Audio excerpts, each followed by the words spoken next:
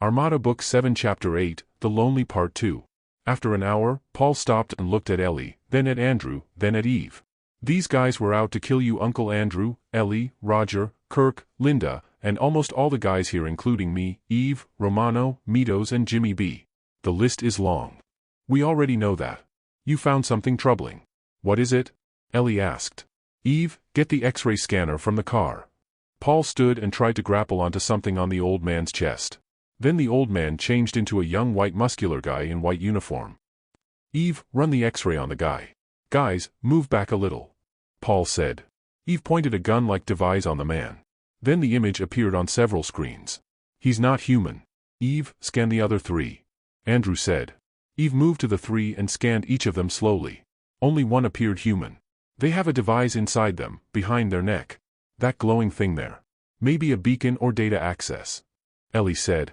That is exactly what it is, Ellie. Joe, get your equipment and remove the device. We could be attacked anytime right here. Meadows, look for something where we can put these in and secure any signal it's sending out. Paul, so these are aliens from space out to kill very specific people? Ellie asked. Yes. They come from 18 BLY away. Traveled for almost a year in 100 ships. They are parked 10 MLY away and they have more than 200,000 men. You also found something. Ellie added. These people attacked several species looking for very specific people before they came to Earth. Why? We must be very important to be on their sites. Andrew asked as he still could not believe what Paul said. Paul was still holding the man. Yes, we are all very important. Apparently, Uncle Andrew, Ellie, Roger, Kirk, Linda, and the others would form the leadership of an intergalactic armada that will protect our universe from interdimension threats from these aliens who call themselves Maccabees. I don't feel important. Roger said. Me too. Andrew seconded. I feel lonely actually. Ellie said, and Paul smiled at her. Then he reached out his hand to Ellie and Ellie held his hand. Eve and Romano looked at Ellie. They thought that Ellie must know that Paul can read her mind and she's okay with it. Paul gave the device to Ellie. Ellie turned the device on and she transformed into the old man. Then she switched it off. We need to study this and see how it works. We could use this against them. Ellie said. Give it to Joe and have our lab technicians look at it. Andrew, you have 20 minutes to get to Vicky's house. Olive said. Boss, do you want me to accompany you? Roger asked. Andrew looked at Roger. I mean, we will just stay outside so you can do the proposing yourself. Roger continued. Paul and Ellie laughed. I can accompany you inside, Uncle Andrew, to make sure that you do. Ellie, I think I am brave enough to do this. But I may need a witness just in case I get killed. Andrew said, and they all laughed. Paul touched the other two and got their device off. The group now had 3 aliens in front of them, the first alien beings they could never imagine they would ever see. And these aliens were out to kill them.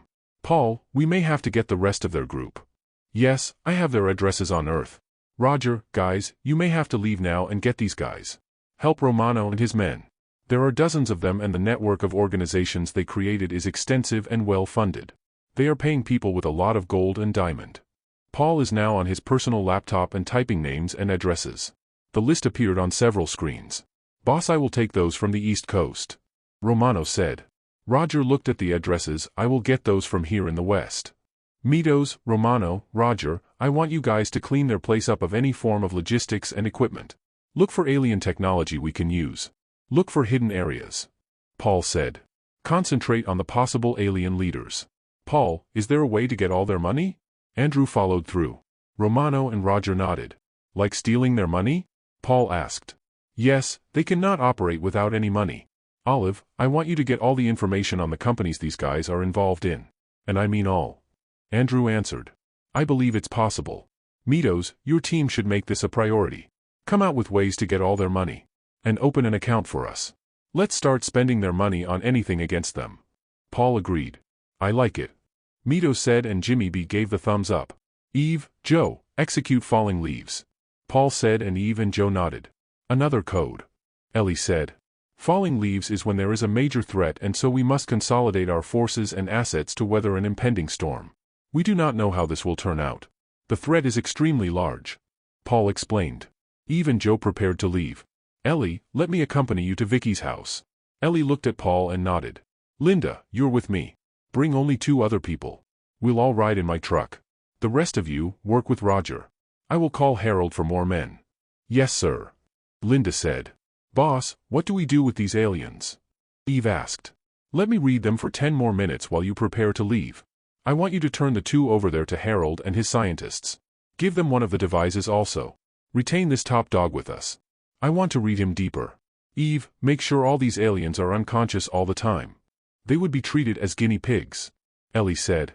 That's not my concern. I want to know if we have a viable counter-strategy. How do they travel to Earth? How about their weapons? Can we attack their ships? And 10 MLY away is too far.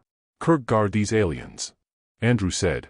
They have teleporting capabilities using teleports or TPs, and they call their ships to teleport them back and forth their ships. They have laser weapons. I am trying to look for their main base but cannot seem to see if they have one at all. Paul said. That's not good.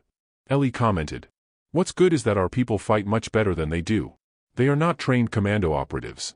If we are able to assault their ships, they will not have a fighting chance. Paul said. Come on, let's go to Vicky. With this alien thing I may need to marry her right away and deal with this. Paul and Ellie laughed. In the truck, Andrew called Harold and told him what they found out. Harold was disbelieving and repeatedly asked Andrew if it was true. I will have the CIA get them from Kirk tonight. Harold said. Uncle Harold, the aliens are not here to invade Earth. They are here to kill specific people. But you can never tell. They could just bombard our cities from space and we do not have any form of defense. Ellie said. Understood, Ellie. I would have to talk with Albert about how best we can prepare. Harold said. Uncle Harold, I can send you a list of high-probability target people. Paul said. Very good, Paul. And Andrew, good luck. Take a deep breath and don't lose your focus. Make sure you make her agree. I thought you were talking about the mission. Ellie said, and they all laughed.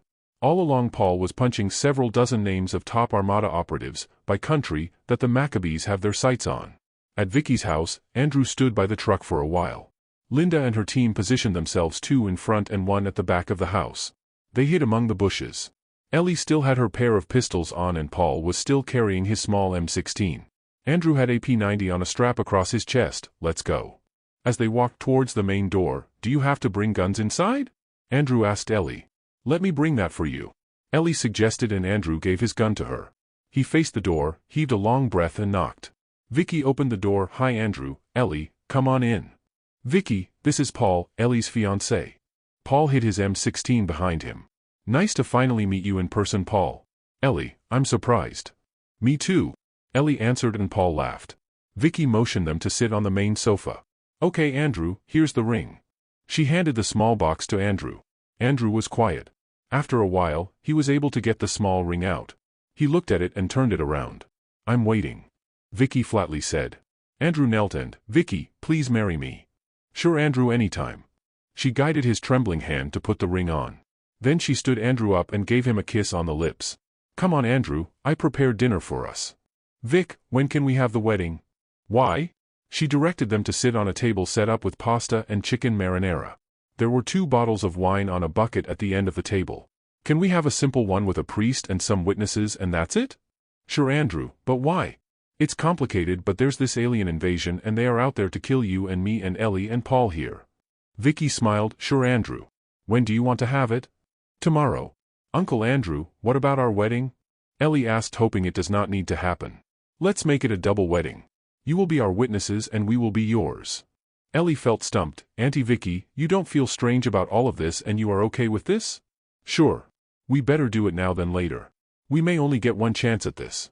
Absolutely right Auntie Vicky. Let's do it tomorrow. Paul said. Let me get a priest and some witnesses, say tomorrow night at 7 p.m.? Sure Vicky. But we have a lot of witnesses. Andrew said. Wait, I'm not Catholic. Paul, are you Catholic? No, I practice an obscure unheard of religion but it's similar. I will get a preacher to marry us then. Just tell the guy you're Christian and read up on our beliefs so he wouldn't doubt you. Paul smiled and nodded. Andrew reached out on the table and, here Ellie, you start with the pasta. The dinner was long but Ellie and Paul did not eat much.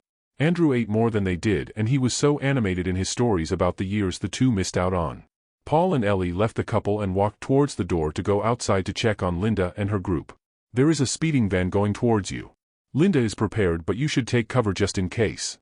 Go around the back. Olive said over their earpieces. Paul and Ellie ran back to Andrew and told him about the speeding van. Ellie gave Andrew's P90 and she got a pistol out. Paul is already holding his M16. Andrew nodded to Ellie and they ran towards the back. As they approached the back door, gunfire started outside and an RPG hit the window and exploded partly in the living room. Then another RPG missile hit deeper inside the house. They were already outside and Captain Solis, one of Roger's people, met them and directed them towards Linda and Captain Reek. They saw the van speed out and Linda and Reek were giving chase. They fired continuously at the speeding van. Olive, did the guys in the heli see this? Paul asked. Yes, and they are now pursuing the van. They will not fire but follow it. Tell them I want to get their leaders, Paul said. Ellie and Andrew were listening in on the conversation. Linda and her group were checking their weapons and loading new mags. Captain Solis moved further nearer the truck to get to a better firing position. Those may be low-level targets. Let's get into the truck and move out of here. Just tell the heli to blast the van and cover our movement, Andrew said. Paul nodded and, Olive, tell the guys to destroy the target and cover our movement from the air. Olive responded after a minute, Paul, they said they will comply. Andrew looked back at Vicky's house. I am sorry for what happened to your house, Vic. Come Vic, guys, into the truck. Sir, why don't I move back to the back of the truck? The cab looks big enough for two guys, Solis said. Andrew opened the back of the cab and they could see several weapons and a mounted mini Gatling gun. Now that is my kind of gun, Solis said. Reek suggested, I will ride with Solis at the back. Linda nodded and the two climbed and sat behind the gun. Uncle Andrew, why don't we go to one of my buildings downtown? I have a bunker at the penthouse. Eve must have activated it as part of our falling leave scenario. Olive, call Eve and ask her if the penthouse downtown has been activated into the grid. Sometimes I wonder how fate can come to be where I meet you and we have aliens moving around to kill us. And you are more prepared than we were, Ellie said. Ellie, I am living a very dangerous life and I cannot slip up. Too many lives are at stake. The van has been destroyed, Olive told them. They arrived at a building right in the middle of downtown Los Angeles and went into a new building, one of the tallest in the area.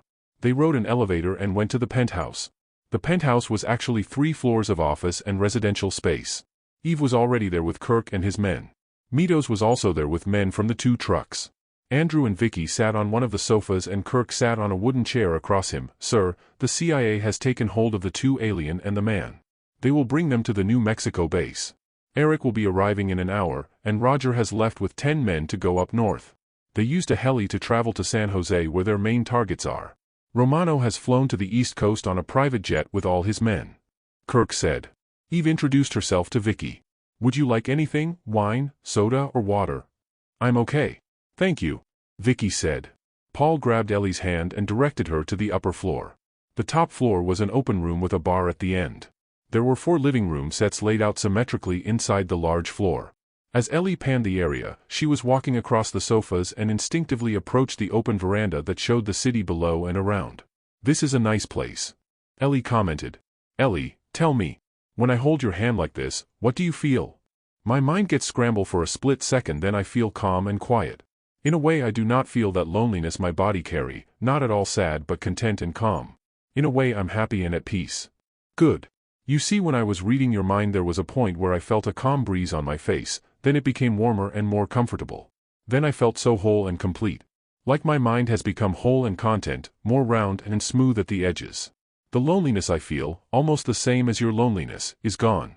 This has never happened to me and I remember my mother telling my dad about these feelings. She told me it is the height of personal connection, to the person you would be most closest to. I am really happy when I'm with you, so I would like to be with you as much as I can for as long as I can. Like a soulmate, Ellie said. Yes, exactly like that. You have to give me some leeway here. My mind is not functioning as it normally does. Normally I am very scientific and approach all things with this perspective. But when I quit the service, I felt all of the science was put on hold while I sort my feelings out. At least you were able to defend yourself at the bar and not black out. That was instinct. A learned reflex. Anyway, I believe that I would return to my normal self soon enough now that I know why my parents were killed. Now I have a mission. We have a mission. Yes, we have a mission. And the threat is extremely high and the probable outcomes does not favor us, Ellie said. Ellie, as long as we are together, we will be successful. Just don't die on me. Ellie smiled. Ellie noticed Paul is still holding her hand. Albert is calling a meeting at the White House War Room. He wants all of you to attend. Olive told them in their earpieces as Eve walked near to them and opened a tablet in front of them. It showed Albert's face. Andrew, Paul, Ellie, good you're in. And good to see you, Vicky. Okay, I just want to recap the activities we would be conducting in response to this threat. Harold is mobilizing all CIA assets to address this alien presence. He will move to your area and establish his base of operations in San Diego. He will meet up with you before he goes to San Diego. Alan will move west and establish himself at Area 51. He would be expanding the base with men and logistics. General Tim Jeffrey will create a large base in Colorado underneath a mountain. General Rick Logan will create another base near Fort Bragg. 2 more bases will be created under Mila and Axel. 5 more secret bases will be created in 5 countries. All these bases will be underground and largely kept secret. We will start stockpiling things for a long drawn-out war. All of these activities would be covert and will not be mentioned publicly. We realize this threat is huge to say the least, and it could be a harbinger of an invasion. And we do not have the upper hand, that's the problem. Sir, we have the capability to create hundreds of thousands of personal X-ray scanners, so we would be able to tell the aliens among us. Paul said. Very good, Paul. We need those ASAP. Deliver fast and Harold will pay you. How about the alien device? Sir, we cannot recreate them. The electronics is very advanced. The conceptual foundation for this technology is unknown to us. We do not know how it works. Eve answered. Andrew, I want you to create a branch of the military whose main mission is to fight the aliens on Earth and in space. Sir, the Space Armada would have to be semi-civilian and multinational. And we would have to be covert for as long as we can. Half of the names Paul listed were foreigners according to Olive. Andrew said. Let me talk to Julia about the foreign issue and I will call you again on it. Harold would be sending some of the people in the list Paul provided Olive to your group in Los Angeles. I will talk to you guys later. Albert's face disappeared. That's one hands-on president. Ellie commented. Eve, I want to continue reading the alien. Ellie, come on. He was still holding her hand and Ellie let him. The guy in white was sleeping, strapped to a metal frame with the mind-reading device attached to him. Eve injected something to the guy. I would like to search for their command and control headquarters on Earth and their logistics centers. Andrew nodded. Ellie went over to her Auntie Vicky to explain to her what's going on. After more than an hour, Paul stopped reading and went to his laptop. He started typing, very fast. Olive appeared on one of the screens Mitos set up around them. Their main command and control headquarters is underneath a mansion in Malibu. This mansion. My scan shows there is no activity on the ground and a large energy signature underneath. Olive continued, these 4 screens on the right shows their logistics centers. One in San Jose, one in Texas, one in Normandy, France, near the city of Rouen and one near Ankara in Turkey. I am now pointing our satellites to these areas. The people became silent. They also have a ship underneath the ocean at the Gulf of Mexico, almost at the center. This ship is cloaked or invisible. Their main TPs are in this ship. They have several transport ships all parked near their logistics centers. These ships are all cloaked. Paul was continuously typing away. There are other key personnel. 3 are higher in rank than this top guy we have. I am looking for these 3 now. Eric will be here in 10 minutes. I am giving him instructions on where to park and how to come over here. Harold will arrive here in 2 hours. I am giving him instructions on where to park his helicopter. Olive said. Olive is really one well-designed and extremely capable AI. Mitos told Eve. Ellie created her. She can function and do the work of more than 50,000 hackers and intelligence personnel. That is the main reason I gave her access to Spring Break. Paul said. Olive started again, these are the companies that are under the control of the aliens. The largest one is involved in military hardware development and supply. Their clients are all foreign governments and they have avoided supplying the U.S. military where Paul's companies have a large share of. Eve launched Lionhead. Eve nodded and moved to her laptop. What's Lionhead? Andrew asked. Eve looked at Andrew and, Sir, we have more than 12,000 low Earth orbit nano drones slightly smaller than the size of a 55-gallon oil drum. They are in 8 locations all over the planet. One location is underneath an island in the Pacific, another location is underneath an industrial base in Cyprus, another is in Utah, and so on. These drones will be launched using 4 railguns in these 8 locations that rotate around to spray them far above the atmosphere. They will deploy themselves using their own power according to preset locations in low Earth orbit and they will stay at these locations indefinitely until we recall them in. We expect full deployment by noon tomorrow. Their primary purpose is to scramble communications, destroy missiles launched, destroy enemy satellites, destroy high-altitude enemy planes, scan and provide video feeds to us and to look after us. They will also serve as backup satellites just in case all or most of the standard satellites are destroyed. This means there would be a worldwide event that will pull all the countries into a large confrontation. Olive continued, hundreds of leaders, including military leaders, are slated to be assassinated, except U.S. leaders. Paul does not know the exact dates of the assassination attempts. This will make it easier for the other countries to blame the U.S. The assassins would be using U.S. technology, logistics and tactics, uniforms and communications. They're setting up World War IV. Andrew said. If they succeeded in killing all of us, they would just work to dominate and enslave Earth in a less confrontational way. The ending would be the same. Paul said and stopped typing on his laptop to take a rest. Ellie sat beside him and held his hand. Thanks, Ellie. Paul said. For holding your hand? Andrew asked. Yes, basically. Paul said and Ellie smiled at Andrew. We need to move faster than fast. Olive, I want to talk to Billy and Tony and try to get them over here. Andrew said. Eric walked closer to Andrew. Hi, boss. I came as fast as I could. I rounded up a few of my trusted people. He had 10 people standing by the doorway. He waved them over. Eric started by introducing the people. Boss, this is Lieutenant Tiffany Hiru, Captain Luis Hahn, Captain Pia Watanabe, Captain Joan Kavulik, Captain Nick Baxter, Captain Harold Kim, Captain Hiroshi Sato, Captain Beth Lind and Captain Riker. Andrew shook their hands and introduced the group to Paul, Ellie, Vicky, Eve, Meadows and the others. Andrew sat them at one corner and gave them a summary of recent events. Eric's group became quiet. Are you kidding, boss? Eric asked, disbelieving. I hope I am. Your first mission is to take over this mansion in Malibu. I am going to tell Alan to take care of the center in Texas and Roger to take care of the center in San Jose. We have to coordinate well and hit them all at the same time. Andrew said. Boss, Joe called and he said the bunker near Yosemite is ready for us. Choppers will be coming in within the hour and every hour for the next 10 hours to get us out. Eve said. Uncle Andrew, we have to keep moving. They may be tracking our movements. Meadows and his group will be the first to go, then Eve and her group and then us, then our people here. Paul said. Eric, tell your men to get their most trusted team members. I want to deploy within 12 hours. Andrew said. Eric saluted and talked with his men. Boss, I can have my people get their own teams as well. Reek has about a dozen, so Lise about the same and I can get more than a dozen Special Forces operatives. Linda said. Linda, Eric, call Harold about your new members so you can have first dibs on them. We will try to get only those we can deploy within 5 hours. Linda said and Andrew nodded. Olive, get me Alan. Alan appeared in one of the screens. Andrew talked to him and laid out what they have so far. He told him the intended operations and his need for more troops. I will prepare an assault force and coordinate with you. I will also prepare several units to move over to your area to help. Alan said. Rabina and Rebecca are at the lobby. Somebody must escort them up. As usual, they do not have cell phones or pocket computers. Olive announced. I'll get them. Meadows said and ran towards the elevator. Ellie stood and waited to meet with Rabina and Rebecca. Paul stood and went back reading The Sleeping Alien.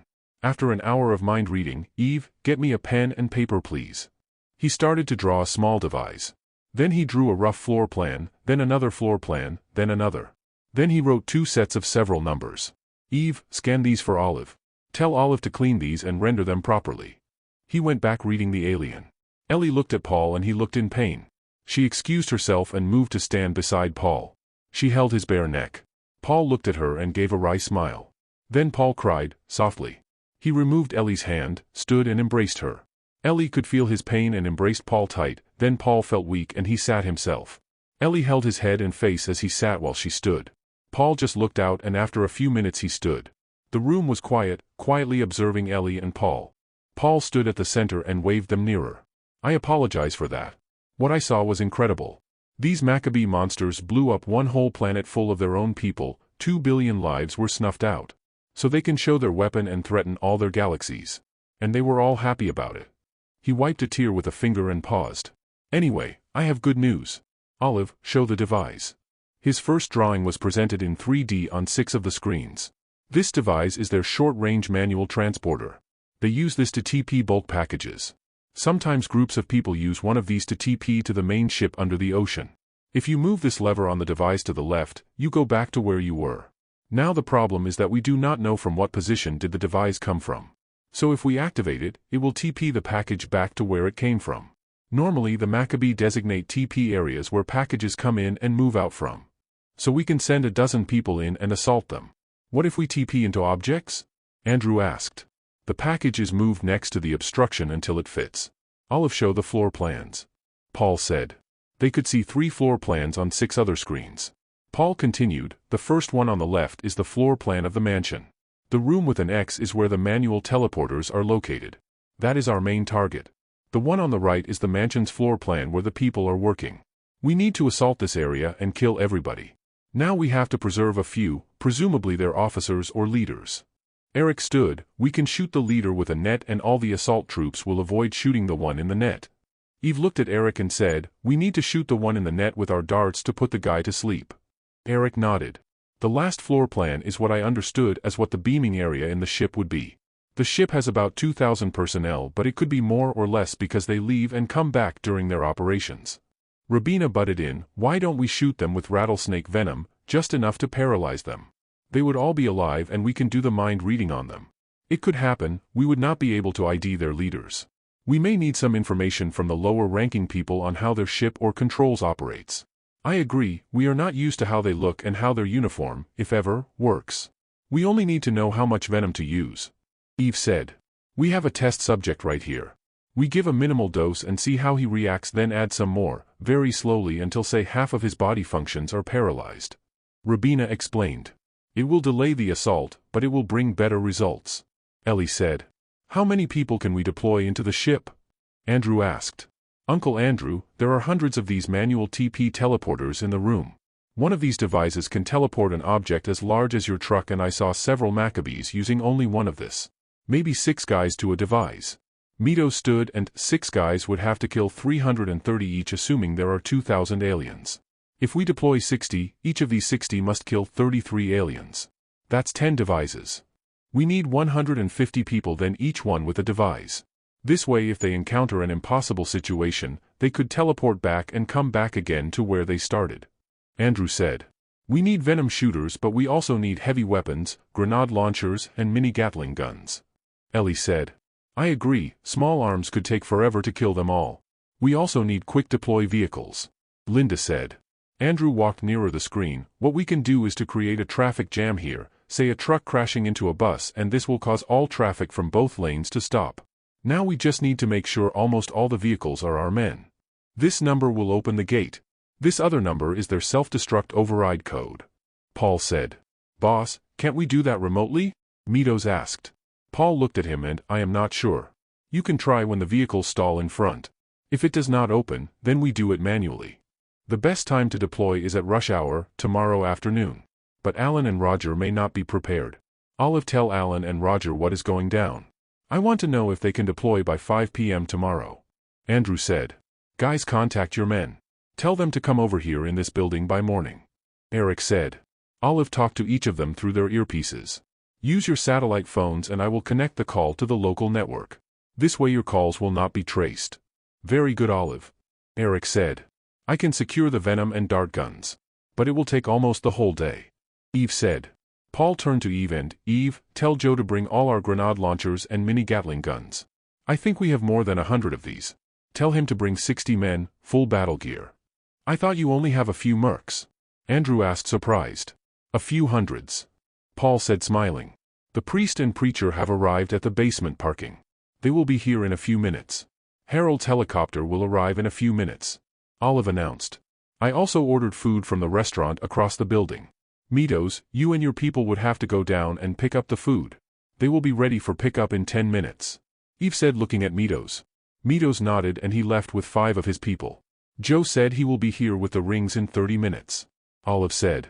Boss, we had to move fast after Vicky told us that the priest and the preacher would only be available tonight. It's just that they do not want to stay late, so they came over rather earlier than planned. Joe had to come back and get the rings from the mall. Eve said. That's okay. I mean, good work. Paul said and walked past Eve, sat beside the alien and connected again to the mind-reading device. Andrew, Linda and Eric were looking at the floor plan. They discussed their movement from the road, to the gate, then towards the main house, then down towards the target floor, then towards the command and control room. We better send some scouts to give us the lay of the land. Andrew said. I can send Hyrule and Luis to recon the place. Eric said. He called Hyrule and Luis and told them to get into the car and recon the place. Jimmy B overheard their conversation and said, "We have drones we can release and have them hover about a mile from the mansion, all around. These drones have long-range cameras with infrared capabilities. We can also tap into any Lionhead drone within the area." "Good, go with Hyrule and Luis," Eric said. Jimmy called 2 other guys over. "We'll use the van as our transport. We would have to pass by the warehouse to get the drones." The group got some of their gear and left.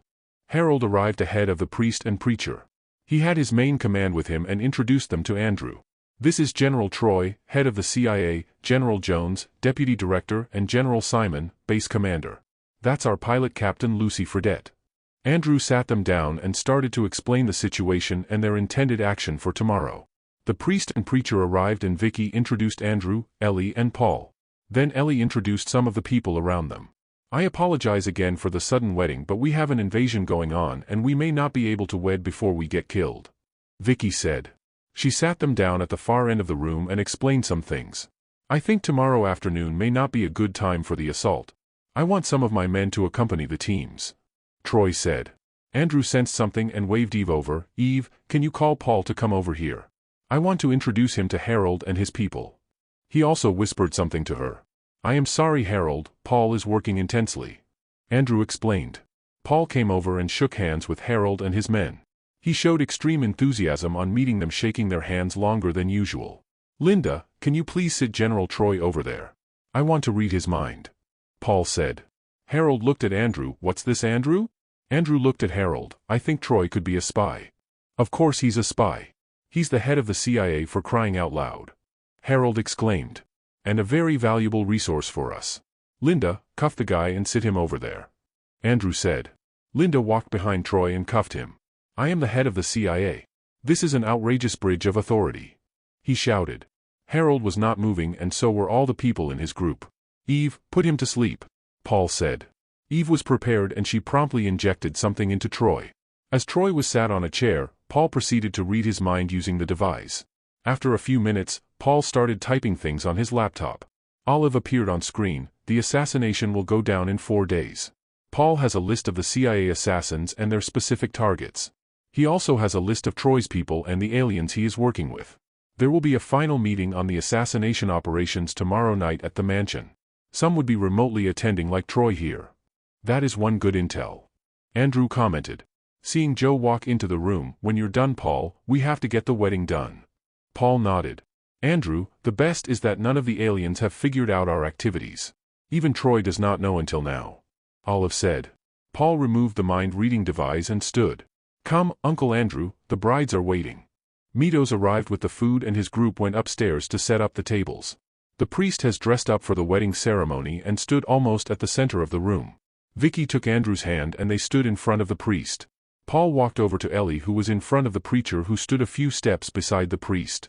"Vicky and I decided on a simultaneous wedding as requested by the priest and preacher," Ellie said, but did not mention that they had to go somewhere else. That's why they arrived earlier than requested. Eve stood behind Ellie and Paul, holding the rings. Joe gave the rings to Harold, who stood behind Andrew and Vicky. Joe then stood behind Eve. "Wait!" Andrew shouted.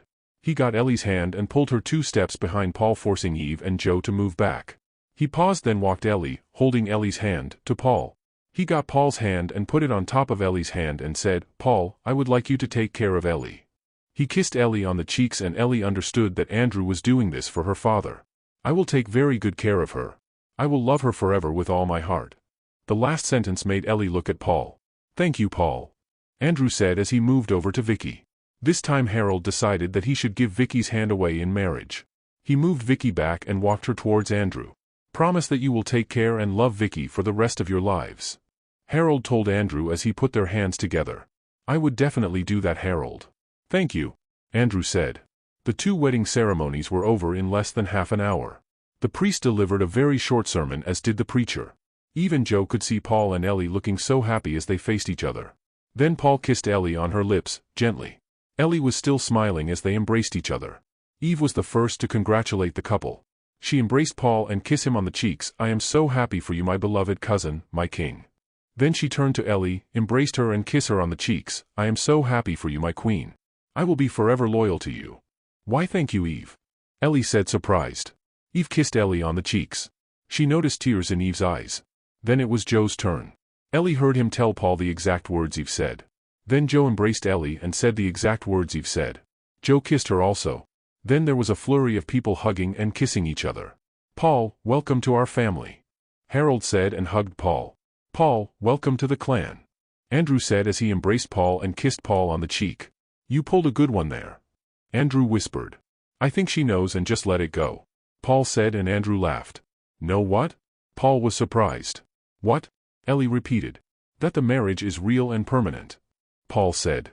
Ellie thought for a while. "Okay, but I can still divorce you." Paul and Andrew laughed. Mito stood on the stairs and, "Guys, the food is upstairs." They all went upstairs, leaving the two sleeping mind-reading subjects. Andrew, Vicky, Ellie and Paul did not eat but instead got some wine and brandy. Vicky made sure to corner Paul to make sure she gets to know Ellie's husband.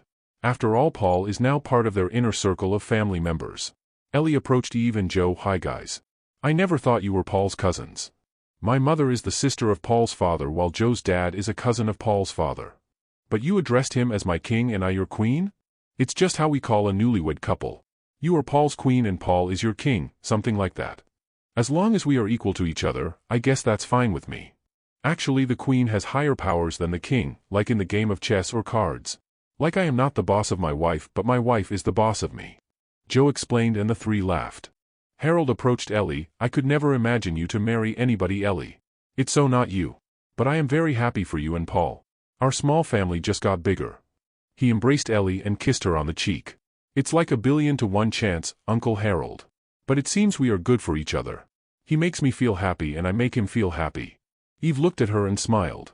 The next day, Andrew and Vicky slept in one of the rooms of the penthouse bunker while Ellie and Paul stayed at the master's suite. There were a dozen rooms in the penthouse and it turned out to be just enough. Andrew made sure to corner Ellie. "So how did it go? Did he get lucky or what?" Andrew asked. "Uncle Andrew, if you are implying about honeymoon sex, no. Remember, this is a pretend wedding." Andrew could see Paul at the back of Ellie giving the thumbs up but pretending to fix his hair. "What? Nothing?" Andrew continued, turning to Ellie. "Nothing," Ellie said. "Liar." Andrew thought and smiled at Ellie as Ellie ran towards the restroom. Vicky whispered, "You have to know how a woman looks like right after a good night encounter. And as a woman I am so sure Ellie had a very pleasant one." "I knew that." "No you did not." Andrew chose not to argue. But then he felt this must be what will happen with him and Vicky. "I'm okay with it," he thought. Olive appeared on one of the screens that Mito set up. "Andrew, the men are in the main room waiting." Andrew kissed Vicky and hurriedly walked upstairs. Paul was already there and Ellie just walked behind him and sat beside Paul. Eric started the meeting. "Boss, I will start. We have 160 assault commandos. 60 from Joe, 30 from Linda and 70 from my group. As discussed, the traffic mishap will cover our arrival. We will deploy and hide behind the wall here. Then 4 men punch in the code assuming Mitos is not successful. Based on the recon, nobody ever goes on the ground floor. Then we rush in groups of 6, one group of 6 from the left wall and another group of 6 from the right wall. The 12 will deploy as far as possible on the floor with the teleporters, here at the end of the hall, and make a right. The second group of 12 will just be 5 steps away. The second will deploy here towards the left. The third will hit the room with the teleporter switches right in the middle while the fourth will move to cover the other rooms. 4 groups of 6 will deploy downstairs to the control rooms and hit them with darts. The rest of the teams or 100 persons will move and get their switches from the third group. Each of them will have a switch and all the 100 they will teleport themselves to the ship under the ocean in the Gulf. Then the third group will provide the first, second and fourth with the switches and they will immediately teleport themselves. By this time all the enemy aliens at this floor shall have been killed or drugged. The 4 groups of 6 that hit the control room will also deploy also using the switch. Paul's security team will provide the security after all have left. Mitos and his group will deploy and deactivate the self-destruct system. Then Rabina and Rebecca and their group will move in. Then Paul and his group will move in and read the minds of the leaders. "Where do I come in?" Andrew asked. Eric answered, "You can be with Paul and see what his reading will reveal. Then you can refocus the operations if you find the need. Olive will be constantly reporting to you the progress of the assault in your earpiece." Linda stood, "The teleporting could be a suicide mission and we all could get killed. But if Paul is correct and the Maccabees do not know how to fight, then we have a chance of getting control of the ship." Rabina stood, "We worked last night to calculate the venom needed to knock the Maccabees out. We realized the venom is not moving in the body fast enough. So we decided on a mix of cyanide, sarin and venom that would be so painful, it knocks them out on contact. Our test of the alien showed considerably fast reaction even in his sleeping state. The body jerked immediately. We expect them to die anywhere between 24 to 48 hours and in a rather painful state. We also have a lot of heroin with us so we can calm them down for mind reading. Eve told us that it would be very painful to read the mind of a person in pain. And try not to get the darts on you, we have no antidote for this and you will die a painful death. Some of the people laughed. So all the aliens will be dead in 48 hours. Andrew said. Eric continued, the most important intel we need to get is how do we teleport ourselves into the other ships 10 MLY away. If we can learn this we can teleport over with a bomb and blow up the ships in space. We must also learn how to teleport back so it wouldn't be such a suicide mission. We are hoping Paul would know this intel quickly. Eve stood, as of late this morning, all our 12,000 low Earth orbit drones have taken their positions. Right before we deploy, we will scramble all communications around the immediate area of our operations here and in the logistics centers. We will jam specific frequencies used by the enemy, which is basically all the CIA frequencies and a few others. We will scramble telephone lines by jamming terrestrial microwave signals in the US and Europe. Harold would tell all the internet and telecommunications companies, especially those that handle undersea fiber optic cables, to stop operations within this 48-hour period. He will make sure by sending troops into their offices with bombs. The Lionhead operations will last a good 48 hours. The Lionhead operations will shield our operations from the other alien ships. They will see this as a normal human catastrophe and will not react immediately. Now we have to make good use of the 48 hours. After storming the Gulf ship, we need to be able to deploy our bombers and finish up within this time frame. We do not know how much time we need to deploy to the 100 or so ships. We do not know how many teleport platforms the alien ship has, and the number of teleportation send-off can be done in so much time. There are so many variables missing. Paul's job is to fill in the blanks. Eric said. How about the bombs?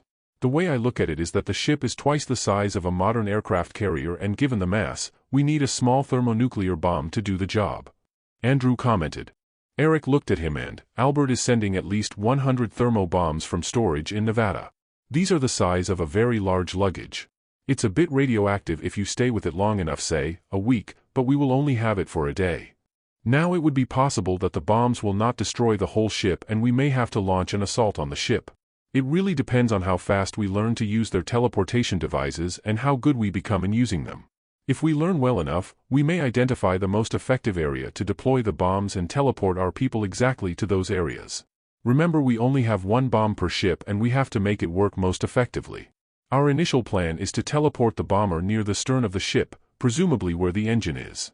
Then the person runs far enough towards the bow of the ship. Linda said. Why do we have to send a person with the bomb? Why not just send the bomb? Andrew asked. Two things. First, somebody has to activate the bomb. We may not be able to activate it remotely since the distance is 10 MLY. The bomb has a timer and our people will set it at 5 minutes, which is too long for comfort but too short for safety. The ship will teleport them back, but we are not sure yet how the process works. Second, and this is the main reason, we need a person to create a diversion, leave the area, shoot around somewhere else if needed, or leave the area shooting. This way, the enemy believes they are being boarded. They will not think we sent a bomb over because we have people in their ships. If they find out, they will search for the bomb and could teleport the bomb out into space. Eric explained. In case our people find themselves in space, we will be providing each person with a gas mask with one air canister and that's it. We hope to teleport him back before he runs out of air. Eve said. Casualties. How about our casualties? How do we address the issue of losing our people out of the battle area? Ellie asked. The casualty or injured person must teleport back to the ship. What Ellie is saying is that we may need backup teams. We do not have reinforcements. The 160 plus or so of us, is it? We need to provide for reinforcement. The operation may falter because we are just too few. Andrew explained. I have more than 100 special forces, I believe 180 people, on standby near the airport. They just arrived when I did. Billy said. Andrew was surprised and turned to Billy. Wow, Billy. You showed yourself exactly at the right time, and I know you did that on purpose for the dramatics. Billy smiled and, good to see you too, Andrew. He moved to Ellie and gave her a big hug. I am happy for you, Ellie. Billy said. As expected, Ellie introduced him to Paul and Eve. Welcome to our small family, Paul. I hope Ellie will not give you a hard time. Billy said. So far so good, Uncle Billy. Eric butted in. Okay, continuing, we can have Billy's people wait in 3 transport helis at the airport and fly over as soon as we secure the place. Then they can teleport to the ship. Wait, where's Tony? Andrew asked. He's with the Special Forces. Billy said. Uncle Billy, your Special Forces might freak out when they teleport to the ship or see so many aliens. Ellie said. If they do, I will shoot them myself. They all laughed. Rebecca stood. I am going to talk about logistics, enemy logistics. Part of our operations is to get alien technology that will help us in our future war with the aliens just in case the operations does not go entirely as we planned. My group will go into the ship and remove anything that we can. We will try to remove a teleportation device if we can. We will raid their armories and warehouses for anything. We have to ask Billy's people to bring in the munitions needed in the field, from grenades to bullets for the mini Gatling guns. We will bring some in the cars, trucks, and bus, but not a lot. How about the local police? Were they informed? Andrew asked. Eric looked at him and, they will be as soon as we secure the ship but not before then. Harold will send a military person each to the nearest cop stations. Eric, once we let our people into the enemy ships, we have no other means of communicating with them? Andrew asked. Yes. They are basically on their own. If we fail to teleport them back to the ship before the bomb blows up, they would be killed. Unless they find a way to get into one of their small attack ships and fly out. If we learn how to fly them out in the first place. Or they can teleport themselves out into space and wait for our ship to teleport them back. So even if I am out in space, the ship can find me and teleport me back? Andrew continued. The switch will be the beacon. That's the way I understand it. That is why they can teleport shipments or goods when they attach the switch on the goods. I think we need to have Olive take over the ship AI and teleportation functions. This way she is monitoring each of the troops out in the ships. She would know who needs to be teleported back. She would also be quicker, that is, since we are automating the teleportation operations. We probably need to have a gateway program to link her and the ship computer. Ellie said. We may not have time. How fast can you do this, Ellie? Andrew asked. Not fast. Olive and I would work together. Remember, Olive now automatically hacks into systems. Maybe she can understand the system faster than I would. But it's all up in the air. I may be wrong. I feel I am missing something. Andrew commented. There are just too many unknowns. What if we assault some of them and bomb some of them?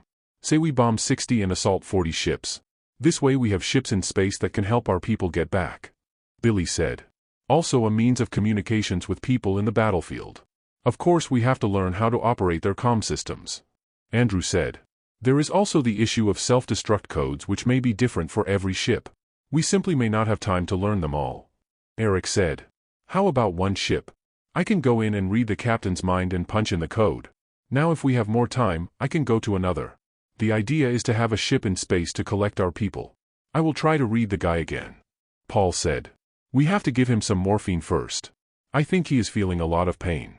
Eve said as she stood. Paul stood and followed Eve upstairs where the 2 captives were moved.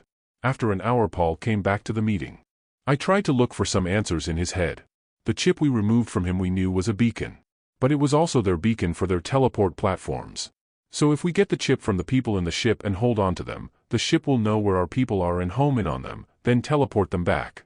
The chip codes are in the ship teleport database and they can teleport them back.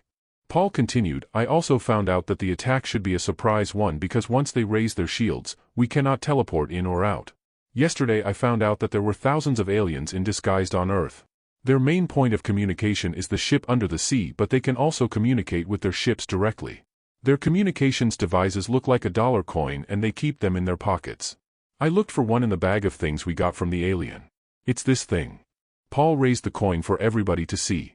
To communicate, they squeeze the edges and they just talk. We really need Lionhead to scramble communications on Earth, and that is why the whole cover-up is a good thing. Maybe they have those coins inside the mansion and the ship? Andrew asked. Yes, they have a few hundred in storage in the mansion and in the ship. Paul said. Andrew continued, I think Paul solved 2 of the most important issues here. How do we teleport back and have field communications? This will change our gameplay. I believe Billy's idea is the way to go. We bomb some ships and we assault some ships. We just need to up our numbers. Eve told me that we only have the darts for one other ship. You would have to kill the aliens on board beyond this. Since we would know the uniform of their commanders, we just need to save the darts for these people and kill the rest. Paul said. I agree. But our numbers are not good.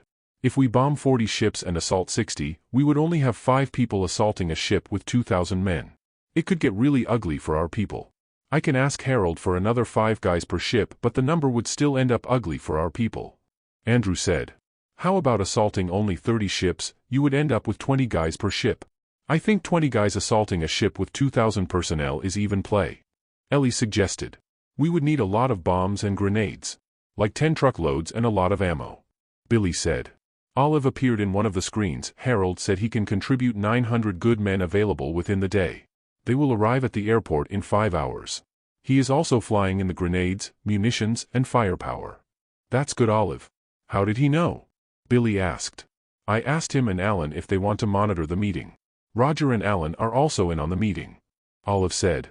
That would mean 40 troops for each of the 30 ships we would assault. A much nicer number for all of us. Ellie said. Paul said once they raise their shields, we cannot teleport our people back? Eric asked. Yes. That is correct. Paul answered him. This means the bombers must not be known. Did you find out how many teleport platforms does the ship have? Eric asked. The ship is a base ship, so it has more teleport platforms than normal. I do not have the exact number, but it is at least 50. Paul said. Good. This means that we can send in 100 suicide bombers with 100 bombs. Detonate the bombs as soon as they teleport back and the whole operation will last only 2 or 4 minutes. Eric said. That would be our quick draw option if we would be forced to engage. But we need to get intel also from the ship and ship commanders. There could be more of them out there. As Paul said, they conquered a lot of alien planets. We need a viable option to respond against these threats in the future. Andrew said. I agree with Andrew. We need to get those ships, and the more the better for us. Billy said. We work harder but we get their ships. We work less and we won't have ships. I am used to working harder. I want those ships. Andrew said. Me too. Ellie said while holding Paul's hand. Andrew noticed this. Andrew asked, why are you always holding each other's hand? We're newly married, remember? The people laughed. So our operation will commence at 4 p.m. this afternoon. All preps should be done, all the men prepared and the ammo trucks on standby. Make sure to use Olive in your work. Who is in charge of our transport? Andrew said. I will take care of all our vehicle needs. Eve said. Joe arrived and went over to Paul. Boss, I have 150 assault troops, but I will assign 10 as your security detail. Roger requested people, so I sent 60 to him, and I heard Harold sent 300. He said the facility is very large and has several underground levels. Roger appeared on a screen near Andrew. Boss, we will take your cue. Once the traffic jam starts, my men will move in. I have a dozen attack helicopters ready to go and 10 trucks and 6 APCs. My men are now deployed around the immediate area, and these will be the first to go in. Roger, can you look for the device like this also so you can teleport to the ship and add to our personnel complement? I think the numbers are not good enough. Olive, tell Alan to look for the same devices and teleport to the ship. Also use bigger munitions and weapons so you don't spend too much time shooting. Andrew said. Right after lunch, Eve showed Ellie her battle gear. They both wore bulletproof vests underneath the same black uniform and beige trench coat. The trench coat is actually bulletproof and will dampen any shock around you. Eve said. When they got out, they saw Paul and Joe in the same black uniform and trench coat. Ellie, please stay near me.